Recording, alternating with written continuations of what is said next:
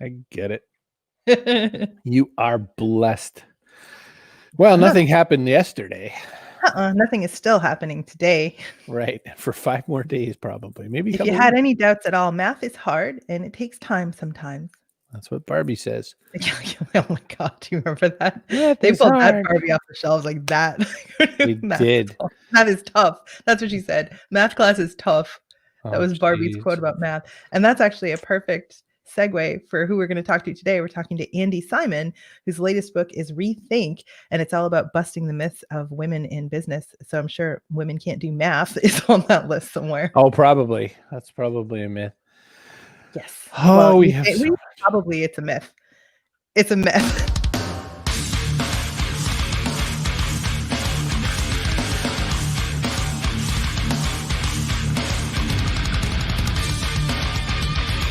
Backpack Show. Probably. One thing, it could be a myth. Maybe women. Shut up. Just stop it. You're going to get in so much trouble. I'm going to get the yellow card before the first minute of the show. That's worse than a yellow card. You like a red card for women can't do math. So Andi Simon is a corporate anthropologist. She helps executives see their companies with more observant eyes. One of the things she uses is innovative games to get people to view their problems a little bit differently. And we'll also talk with her about her books, obviously. She's got a brand new one coming out in January called Rethink, about busting the myths of women in business. And she's written another book that we can get into, but we have many things. She's also an artist. Right. An artist, a horseback rider. We've got things to cover if we want to. And it's not math. Not math. Andy's first book was On the Brink, by the way, which is about how to take your business to new heights. So let's drag her in. Let's just get this show going. She's got the energy, all the energy. Yes. Hi, guys. Hi. How are you? Women, can they do math, Andi? Sure, they can. And they can do STEM, and they can do science and technology and engineering and math, if only they believe they can. As good as any man, though. Absolutely, even better. Oh, no. She went away. Don't put her away. No, I lost a screen somewhere in there, so I apologize about that. I thought you put her away because you didn't like what she was saying. No more her. No, my screen went black, and I tried to bring it back. Hi, Felix. Good morning, everyone. So anthropology. So this is one of those things I've always thought I wanted to do, but I'm not really good at getting degrees, and you are. When you're working through a degree like that, did you know all along, like, this is it, I'm going to use this for business? Well, actually, the story goes like this. When I was in college, I had that epiphany, and I had my first course, and I went, and then I met my husband. And I was 19, and we're married 52 years. And we're on a beach, and he says to me, what do you want to be when you grow up? I think you've all heard that question. I said, well, I'm either going to be an attorney like Kerry, or I'm going to be an anthropologist. And he says to me, oh, be an anthropologist, and I'll be here for you. 52 years later, we are still together, and I am still an anthropologist. But the point was, I wasn't going to do it. I wasn't. When you get into anthropology, you begin to see things always through a fresh lens. You're always the observer, and you're watching what's going on, and you're trying to figure out, how does this work? And I can only tell you that as even this program came together, I'm sitting and listening and wondering, how do they do this? This is really cool. And so that's what anthropology taught me how to do, is to observe and then to help others do it. And then I discovered that I really like business, and they didn't know how to see themselves with a fresh lens. And I created a whole business where I'm a corporate anthropologist, and I help companies change. I have a question, though, Andi. So when your husband said this to you, be an anthropologist and I'll be here for you, the corollary of that is, if you become a lawyer, I'm out. Well, I didn't ever go there, and he was perfectly happy. I mean, I went on field work for, several months. He was here in the States. I took my daughters when they were 4 and 5 to Greece to study Greek women. He stayed here in the States. There was no internet. He didn't want to go study Greek women? Chris, you would sign up for that. I'd go. In some ways, I'm sorry he didn't come, because there was an experience to share, and there was no video then, and there was no internet. There wasn't even ATM. So, but I built a career about being who I am. Hi, Terry. That sentence is, I just want to highlight that and put yellow highlighter all over the screen. I built a career being who I am. That's big. That's not something people give themselves permission to do. Talk about that for a second. Well, I've often thought about the aha moments in our life where you have this epiphany. And if you trust it, we decide with the heart and the gut, and then the head comes into play. So don't think so much. How does it feel? And what I saw was that there was, I love gaps. I love unspoken things. I'm an explorer at heart. And once you begin to see that and trust it, then you just want to figure out where to go with it. Now, there are people who are sages. There are lots of archetypes. You can really see yourself in different ways. You could be a jester. You could be whatever. But I have a hunch even you guys have figured out what makes you really happy. And so I always talk about having a purpose, having your passion, being focused, and having fun, because life's a short trip. We at least know what doesn't make us happy by now. No, next. Try a new one. All right, listen, I have to ask you this question. There was a little event yesterday in the United States, small, kind of insignificant in a lot of ways. What's your anthropological read on it, and your read as a woman? Oh man, there's so many reads on it. So, as we were talking ahead of time, I mentioned that through most of human history, there have been no democracies, maybe city-states in Greece a long time ago, but we've had pharaohs and kings and prophets and rulers, and humans often need a king or somebody who can rule. So democracy is a very new concept. I'm a big believer in it, and I like what we've developed here. And yesterday was the epitome of a democratic process. Perfect? No. And I'm hoping the count comes up so we can be more certain. Humans want certainty, and they hate the ambiguity. And so what you saw yesterday were a country divided in many ways and having the opportunity to express who they are and how they want it to be. So if you stay away from the politics of it, what a dramatic and beautiful organization of America, people having the opportunity to express who they are, the way they want it, and find the leadership that they're looking for. I hope. I haven't quite figured out what's going to come out of it, but neither did I know what we were getting 4 years ago. And I happen to be honest about being a Hillary fan. And I keep looking for women to begin to be respected and put into positions of power. I've done a lot of research on the pandemic and how women leaders across the globe have done a different job on the pandemic than the guys did. And whether it's Angela Merkel or Jacinda Ardern in New Zealand, they've been getting kudos. Some people have been critical that they had islands or whatever, but they handled it differently. And so we'll see what women can do now in the U.S. as we begin to address our democratic processes and enjoy the journey. I had a relative say that they found Kamala Harris offensive, but they couldn't pinpoint what exactly about her was offensive. Oh, bias. Thoughts? Yeah. Well, I've had people say all kinds of uncomplimentary things to a very smart, intelligent woman. They've said other things about the new woman on the Supreme Court. So let's talk about how our brain works. We have a story in our mind, and that becomes a reality. There's no reality. Once you have that story in your mind, you only see what conforms to it. And that makes us safe, and the habits take over. And by and large, we're not thinking a whole lot. We have this instant reaction to something. We can't even tell you why. That question about why, no reason. I can't figure out why I feel it. She's not me. We have this wonderful desire to have someone who's like me, to give me the comfort of it. So I'm looking for, somebody who will build my sense that they're safe. And all of those things are in operation. So she'll never tell you why. Or those who didn't like her can't really tell you why either. I liked her, and I liked the debate. They're very different personas, but if you listen to them, it was as if it was two different debates. They saw different things, right? How much do you see those same attitudes playing into women just trying to make their way in a career that's traditionally male, or even one that's now, say like being a lawyer? It's probably by now almost 50-50, right? Men and women lawyers, but you're forced to act differently in negotiations, act differently in hearings, to be perceived in a way that's persuasive rather than aggressive if you're a woman. There's a chapter in my new book by Andi Kramer, an attorney. And she was told when she was in elementary school by a friend of her family's never to be a lady lawyer. You'll appreciate this. You won't have a family. You won't have any friends. Never, never, never. So she graduated with all kind of honors, got into an internship, and discovered that she walked into a partner's office and handled it all wrong. He didn't have his feet up on the desk, she says. And I walked in, I was told to shake hands. So I walked over and he had to put his feet down, stand up, and shake my hand. He wasn't expecting a woman. She's an Andi. He was expecting a guy.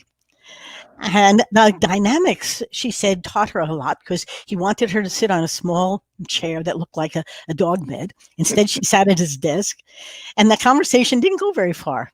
And so she had kudos from everybody in the firm and then was told she wasn't going to get a job. She said, why? Because that partner said, over my dead body, will you ever have a job here? And she said, I guess I played the wrong role in the wrong way.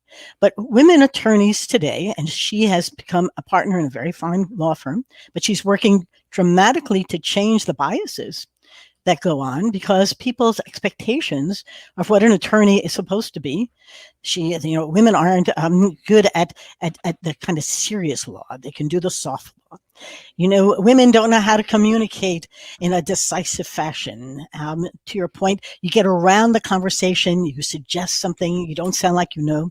But her favorite story, you'll appreciate, she sat on the compensation committee.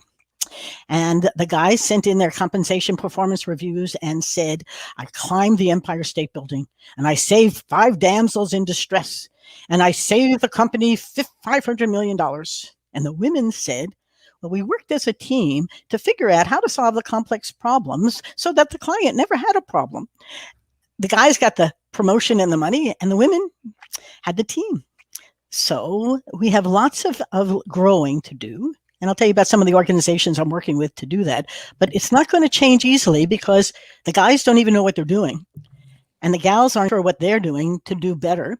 And so there's a whole lot of retooling, new roles to play. And the kids have to learn them when they're kids or they'll never develop the right scripts for them. So it's a lot of social transformation going on.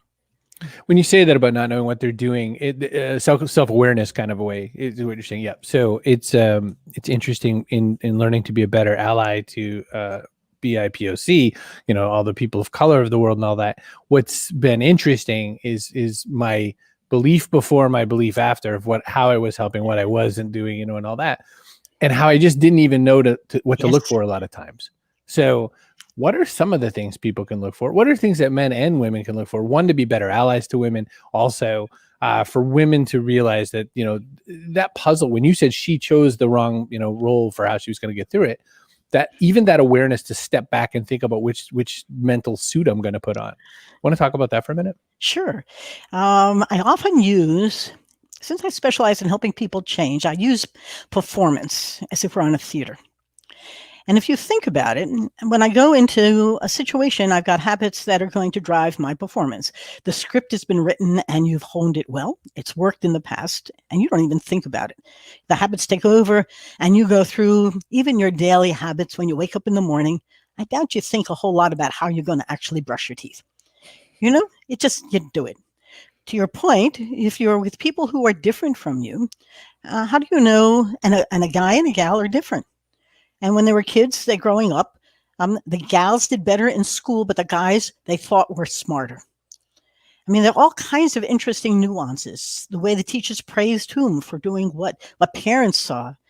You pick up the cues. By the time you're in kindergarten, you're already figuring out who the good guys are and who they aren't.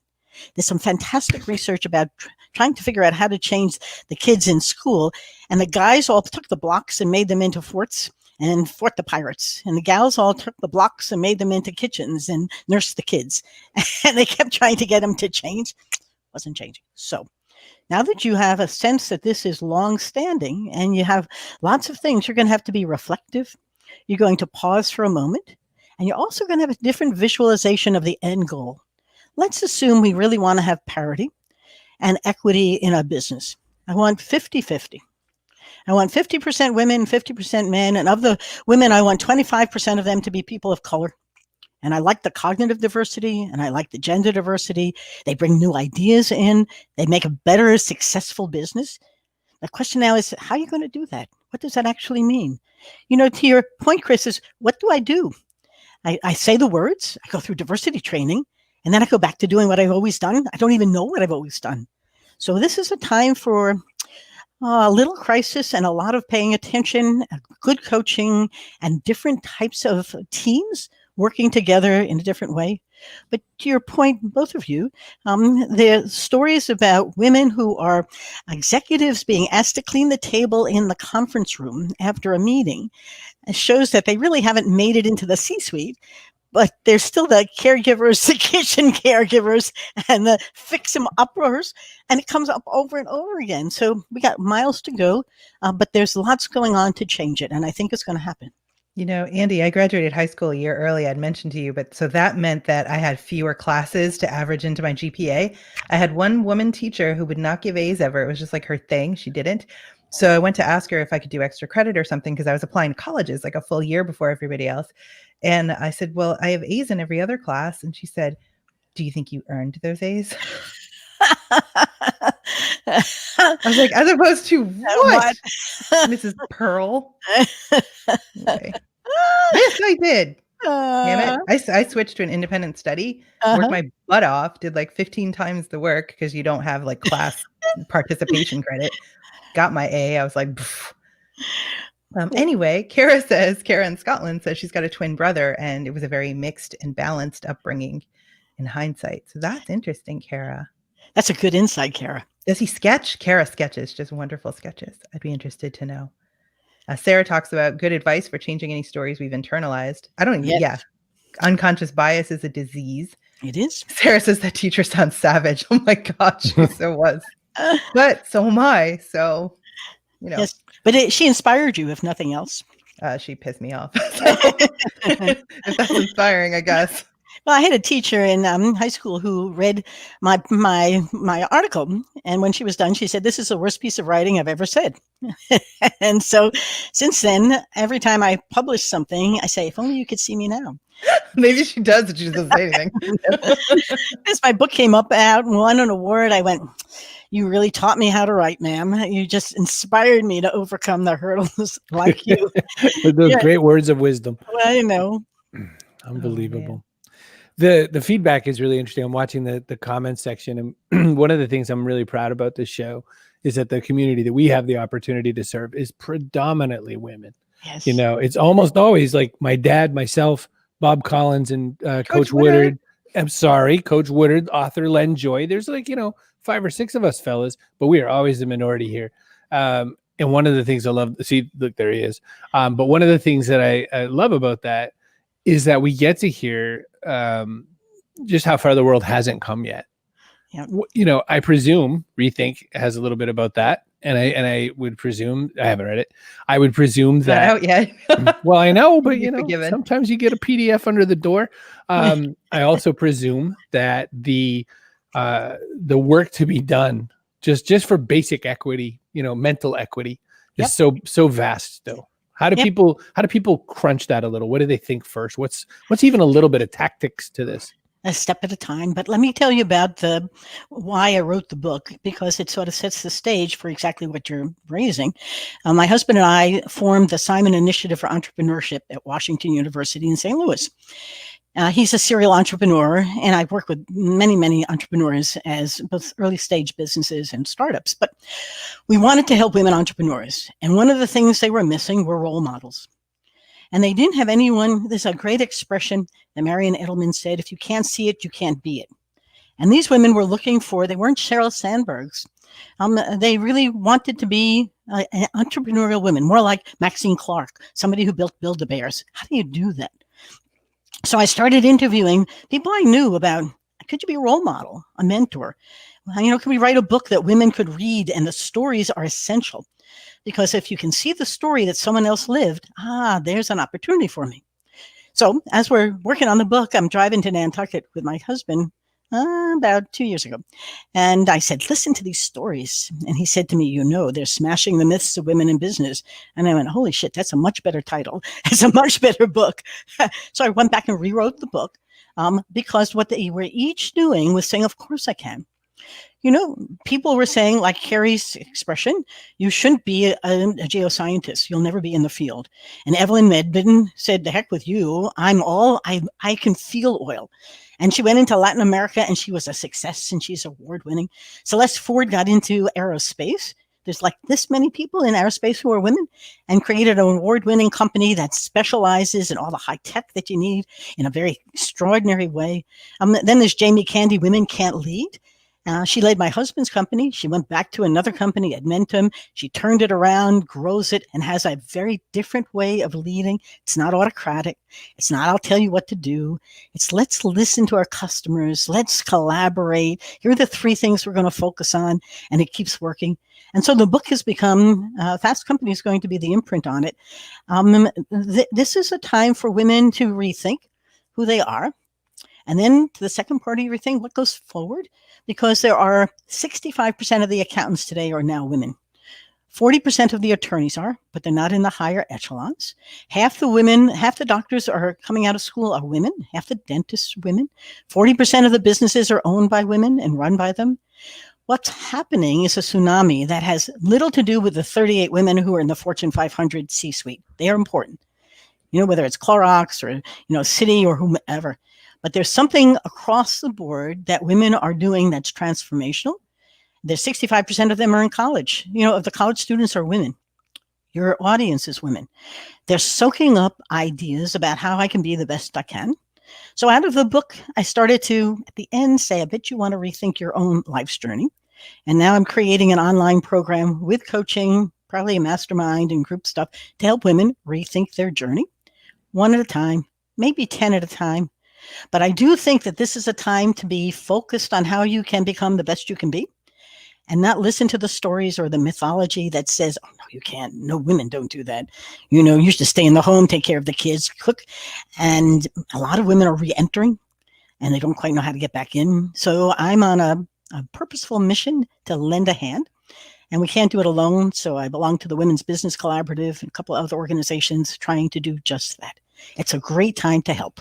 Alan says, thank you for inviting me into fixing the problem rather than accusing me of being the problem. Oh, Alan, you are so right. Lend a hand and see it'll be bigger and better than all the kind of, why not collaborate and cooperate and communicate and create? It's a good time. By the way, I love that I called out that, we have so many women here. So then the few males that are here are like, no, I'm here.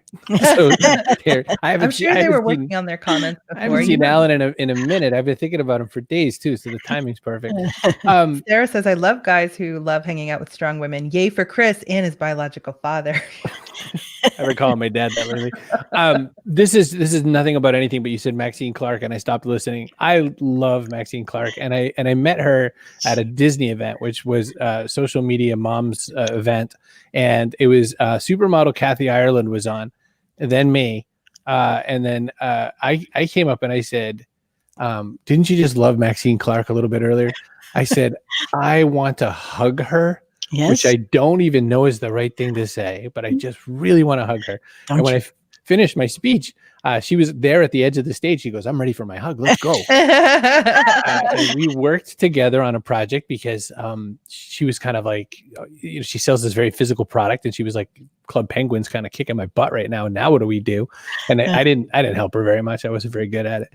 But she is powerful and lovely. And I love to follow her on all the various social networks because she's swinging that around. I love the people that you kind of picked out in your story examples in this. Was it easy for you? Was it easy to find them? Or how did you come across the people you picked for your stories? Well, a great story. A great question. Maxine Clark actually wrote the foreword to the book. And I, too, want to hug her, mostly because she did exactly what all these women did. You're going to build a retail store where people build the product in there. What are you, nuts? And most entrepreneurs know that's crazy. That's crazy. Oh, that was obvious. It's this kind of stuff. But to your question, one led to the next. I went back to the publisher that I had used for my first book. And I said, okay, I'm ready for my next. And this is what I'm thinking. And they gave me a great editor to work with. And then she and I began to talk about the mix of people. And I'm a talk to people person. So I have a client. He said, you got to talk to my sister. And that was Evelyn Medvin. And then Jamie had been the president of my husband's company and helped him sell it for a nice return. And I said, Jamie is truly a leader. And then Celeste was a client of mine. And I said, Celeste, you want to share your story? It's amazing how people are generous with their stories. Stephanie Breedlove had the same publishers I did. You got to put Stephanie in there. She's got a great book called All In. But look at what she did as an entrepreneur. And what happens is that things are contagious. And then my editor said, you have to talk to Janine Freepro. She's going to help women manage their money and become successful with it. Everyone has purpose. And one thing led to another. One of the women I was going to work with left her firm. She was an accountant, went to another and said, you got to meet Edie Fraser. So Edie did a review of the book, but she has a Women's Business Collaborative, and I'm vice chair on the advisory council there. And she's pulling women's groups together to help change the place of women in business. It's a movement just around business, little attorneys in there too. But there's something going on that's contagious. And what I love is the energy. Nobody said no. Actually, one person said no. She said, I want to write my own bio. I said, that's good. Tell your own story. I don't have to be your storyteller. But this is storytelling at its best. How can I help someone else? Let me tell you my story.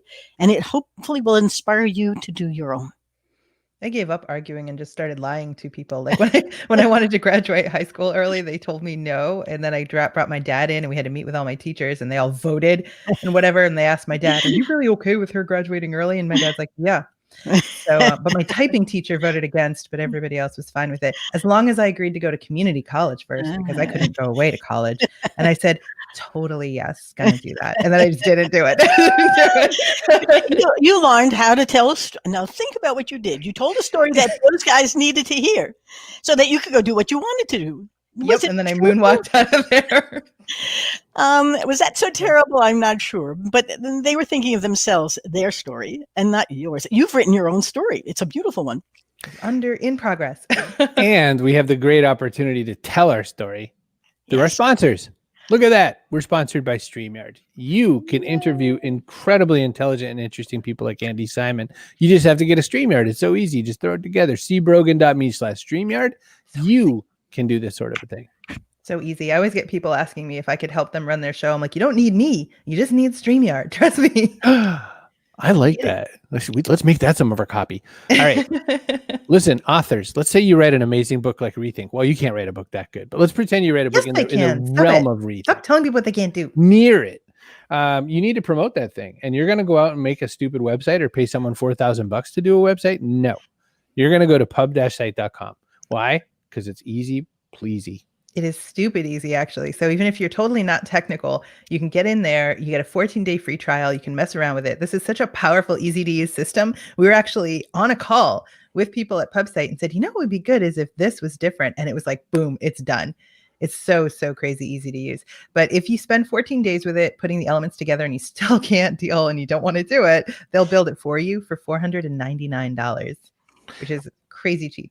Or get in touch with me and I'll build it for you for $2,000 and I'll just give them $499 of it. It'll be perfect. If Chris is willing to build your website and PubSite, it's really I will build it for you. To Just give me $2,000 and I'll message their people and they'll make it that afternoon. The book publicity firm that created this, FSB Associates, has been in business for 25 years. They work with some of the best authors. We've interviewed some of them, Len Joy, Lon Cow. They've had just Robert McCaw. They have amazing authors. And so they know what you need in an author and book website. So they purposely built all that into it. There's no reason you wouldn't do it. Free trial. And after that, it's just $19.99 a month. They're also sponsor. Oh, yeah. Pub-site.com. They're also sponsor of Person of the Day. So you should we haven't picked yet. We haven't picked them. We have lots and lots of questions from the community. Sarah wants to know, Andi, what about the myth that working moms have to be the best at everything? The best mom, the best wife, the best employee/entrepreneur. I know so many women who internalize this expectation and beat themselves up for years because they don't meet it. Oh, myths. So let's talk about myths. Humans create stories, myths, that create this world that we're in with certainty. So you're raising a good question. Whose myth are they believing? What standard are they trying to adhere to? Who's in fact pushing them to achieve what? And this is in some ways a mirror reflecting back to them something that they have internalized. So now the question is, how do I change that myth? Think about it. If you simply pause for a moment and say, I really am a good mom. Do I have to be a perfect mom? Nobody is. I'm really a good homekeeper. Who's in control of their mind? Taking back to your mind. You have to collaborate with your mind.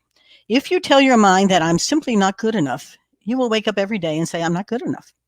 If you collaborate with your mind and change the story, and I say this intentionally because there's good neuroscience and cognitive sciences on it, just change the story and says, I'm really a great mom.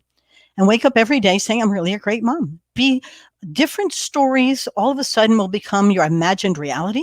And next thing you know, it will become reality. So collaborate with your mind, begin to change the story in there. And remember that the mind hates the unfamiliar. So it's going to go right back to what it thinks is normal. And it's not. It's just your mythology that's up there, the story that you've crafted and embraced. So for the women out there who are listening, nobody is in control of your mind but you. So if you want to be unhappy and depressed, tell your mind, I'm unhappy and depressed. And you'll wake up in the morning unhappy and depressed. If you collaborate with your mind and say, think of how lucky I am, the next thing you know, you'll see only lucky things. And I urge you to write a gratitude diary. It helps your mental health and your well-being. Great research on it. At the end of every day, write down 3 things you're grateful for. You're going to find your mind begins to embrace the things you're grateful for, as opposed to the things that you haven't quite, hit. So collaborate with your mind, change the story, begin to practice the new familiar, imagine it. And next thing you know, you'll begin to remember, you'll feel it. And you'll say to yourself, that's really good. I'm really good. That was a good enough dinner. I don't have to be perfect. There's nobody telling you this. Now, if there's somebody like a spouse is telling you this, you have to help him change the mind too. Because if not, he'll echo back the negatives. And you want him to celebrate the positives. Andy, it'd be a cold day in hell when my spouse says something like that to me. Well, like, you've done something terrible. I'm fortunate I have a fabulous spouse and we help each other and laugh a lot. People say, how'd you stay married 52 years? I say, we laugh a lot. At the end of the day, if you think we're happy, we're happy. And so we collaborate with each other's minds. Sometimes we're thinking what the other's thinking. But like your voice, Andy. Well, Terry had to leave. Terry Earthwind Nichols is somebody I know quite well, a thought leader. And he really is somebody who should know you guys better. And you should help him tell the story. He's just a fascinating guy. So we did a program yesterday with him where he gives you 5 minutes to tell you what's hot. And in 5 minutes, you'd be amazed what you can tell people about. So these are some really good guys who are coming on here. And I have a bunch of others who I've asked to join us as well. Great. I'd be talking about Philip Ashley chocolates. If you're like, what's hot right now? I'd be like, I'll tell you what's getting me through the election season. Philip Ashley chocolates. One of our podcasts. People love the collaborate with your mind advice. Coach Woodard and Joanne. I guess you don't realize just how your mind can work against you because we don't kind of hear that anymore. The tape plays so fast in our head. Oh, that's right. Oh, right. I liked the sentence, the mind hates the unfamiliar. I mean, Yes. what a way to explain mythology and what a way to, explain our own personal mythologies. What a powerful phrase. Yeah. Sarah, another question. Did any of the people you interviewed talk about having mental health professionals help them change their internal story? Great question, because I'm not a therapist. Well, sometimes I think I'm a social therapist, but I have one woman I'm working with now. She's helping me develop this new program, and she's been in therapy for quite some time. Single mom, a professional, raised 3 kids, and I'm really a good partner in a great firm, and unhappy. And finally, her therapist fired her and said, you got to go do something. And then we found each other, and by chance, he was referred to me. And I said, what does this mean? Because your therapist has been telling you, you've been talking for a long time, but you haven't come out of your doldrums. And we started to work through the process. What's there to celebrate? What do you want to change? What do you want more of? What do you want less of? And next thing you know, she went off on a retreat and came back invigorated.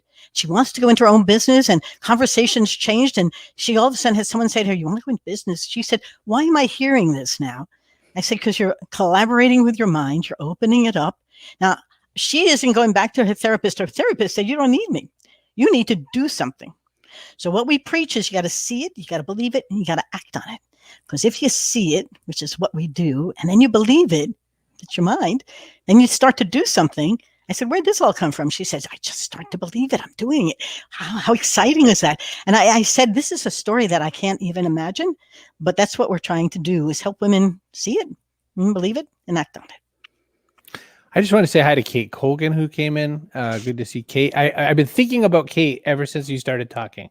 You have a similar-ish energy, and Kate has a forceful energy, and it's in the best of ways, just like, ready to go take on the universe no matter what's in front. And so it's just every time you talk, I think of Kate. Kate wouldn't have settled for a B+ just because that's all Mrs. Pearl would give her. Mrs. Pearl can suck it.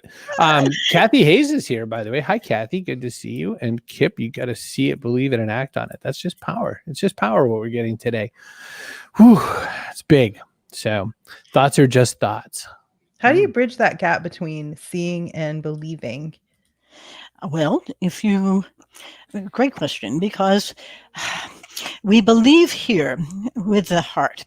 It does feel right. I saw it. So if you don't see it, experience it, you don't know what it is. And so you go and you participate in something, you join an online thought group, you begin to hear what people are saying, and you begin to see how it could actually happen. Now you got to think about it from here. What does it feel like for me? Is this something I trust? Trust is important. The human brain wants to have some certainty. It wants to be able to act on something. It wants other people who can help you in some social fashion, and you have to have some trust. It has to be fair. And all of a sudden, you begin to say, that's what it is. I believe it. I saw it. It's real. I can do that. And you said to me, how do you do it a step at a time? We have a change map process we develop. If you can see where you're going, backward plan it. The military does it all the time. And then tell me, what's the first step? This woman who went on a retreat was a first step. And then her son actually got sick, and she wanted to stay back. And she said, no, he was fine. I went for me. I said, and how did it feel? I found fantastic. I can. So part of this is just beginning to believe and trust, but you're changing your mind and the story within it. And I will add only this about the story. You live the story that's in your mind. And so if you're going to change, your mythology has to change, your story has to change, and you have to begin to tell a different one. And you can draw it. You can do an innovation game with it. We build a better product box. You can do a video on it. You can write it, but you have to hear it because it has to become real, as if you're writing a screenplay that you're the actor in or the actress in, and you're going to be the star. But you got to start telling a new story, and then a step at a time, because then all of a sudden you'll say, oh, that feels so good. I take another step. Oh, that feels so good. And next thing you know, you're on your way. You didn't even know you were getting there. So it's exciting. A lot of people aren't living there like they're the star of their own show, their own story. They're living like the best friend or like a side character or something, letting other people direct the action. Well, your story makes you the hero or the heroine. Now the question is, are you living that? Or are you letting people rewrite your story? So you got to collaborate with your mind and tell it, no, that's not the right story. No, I can be that success. I'm going to find my way there. And yes, whatever that means, I'm going to have a self-care. One of the things that the women are telling us is they don't focus on self-care. And that's a big industry today, because why not? And I say, why not? Well, one woman that works 24 hours a day, 11 years, 24 hours a day, not a lot of other stuff. So what will we do less of? So you have some time for self-care. I don't have to do this and this. I said, okay, a little more. And next thing she says, oh, I can do this. I said, who's keeping you from it? I am. So what are we going to do about it? I'm going to change. And if you help people change, it's not as painful as they think. Your brain hates it. It hates me. Your brain hates Andy. Lori Jo says, I needed y'all this morning. You're making my day. Great conversation about manifesting and how it works. Kate says, our hearts need to be bigger than our brains. Yes. You live the story that's in your mind. Kate liked that quote. Point that out. Yep. It's all making a lot of sense to all of us. Kate likes to say out loud, I am not the person I used to be. Yes. That was like yesterday, Kate, right? You're like, yes, that was yesterday, Kate. Her point about helping others and help us journey together. Yes, be careful who you pick for your teammates. Mm-hmm. The wrong teammates will pull you right back to where they are. And that's not healthy. This is a question, and you could tell me it's a myth, because there's an energy around this particular one. I've seen it said a lot of times. Women are a lot like crabs in a bucket. The thing being, crabs in a bucket. Crab tries to get out of the bucket. The other crabs pull it back down. You don't have to put a lid on a crab bucket. That's why, because the other crabs will keep them in check. That is something I've heard a million times. I believe it. You can either bust the myth, or you can tell me why I'm thinking it. Well, because if you look at the crabs, that is true. But if you look at women, so we're herd animals, and humans have survived in groups. And the culture that we're in, we tell the same stories to each other. We have lunch together in the cafeteria in a business, or we go with the shopping with the same kids, and we are comfortable with someone else who confirms what our story is. We look for people who dress like us. Humans are mimics. We're monkeys. And so once you understand that, it is that those crabs are right. the question and the reason why change is so hard is no one wants to be an outlier. No one wants to be the whistleblower. And then you're alone. Who will I have lunch with? I worked at a bank, and we brought in people from the Gap and retail to help become a more retail-oriented organization. It took about 30 days for them to become bankers and to forget about retail. Nobody wanted to change to what they said. They had to change to what the bankers were doing, which was exactly opposite what we wanted. Because if not, they had no one to eat lunch with. Nobody would like them. They had no one to talk to. And they said that to us. You wanted us to change? Nobody, I can't do that by myself. They don't know what the Gap was. You'd be better off sending them to the Gap than bringing a Gap person into here. And it was very, very interesting because the bank people didn't even know what the difference was. You know? Lori Jo says, I need to go buy Andy's book. Be right back. Good call. Just good advice. The wrong teammate prevented me from making any money on a business venture. Now that I'm on my own, my vision serves my business 100%. Kate says she's very cheesy. She probably likes Jif. On Twitter saying, I don't think it's only specific to women. I mean, you're always going to have detractors, right? Like people trying to put you in the box that they've envisioned for you or themselves. But that statement is correct. Humans, men and women, we're crabs. I mean, we really would rather follow the wrong person off the cliff than have a mind of our own and make decisions for ourselves. When you were talking to that group at high school, they were a group who wanted to pull you back into that group, didn't they? Yes, they wanted me to stay another year. Yep. I need to pause for a second. Click on that again just for a second. I don't know if I'm just like super overtired like everyone in the planet today, but so crazy. Once I hit the light bulb and I got echo. That sentence. And the energy is profound. Thank you, Annette.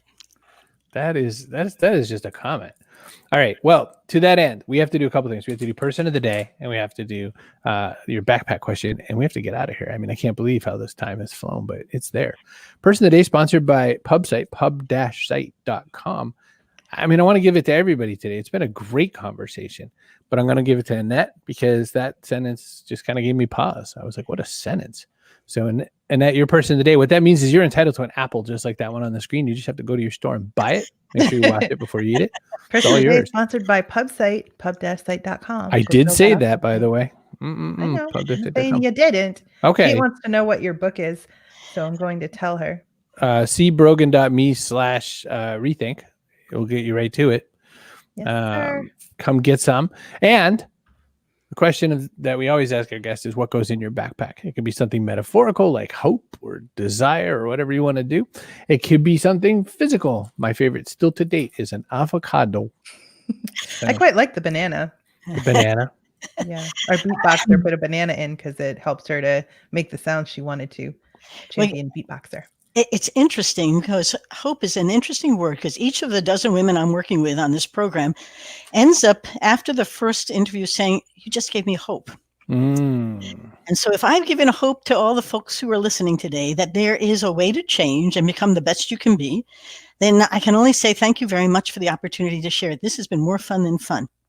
And if you want some tools, they're on my website, andysimon.com. The toolkit's there to help you become the best you can be. And we have a Facebook group now called Rethink with Andi Simon. It's all women helping women, and we are enjoying the journey. And I hope you can too. This has been so much fun. Thank you so much. I didn't think I'd have this much fun today, to be honest. Not like on the show, but just generally today. I expected to be a little down. I was telling the wrong story to myself is what I just learned. I had the wrong mythology in my head. Well, I want to thank you for the fun. I've had a blast. I may actually figure out how to do this too. So StreamYard, here I come. That's a great plan. Oh, she's going to have banana avocado smoothie today. I like that. Hey, look. Go get some.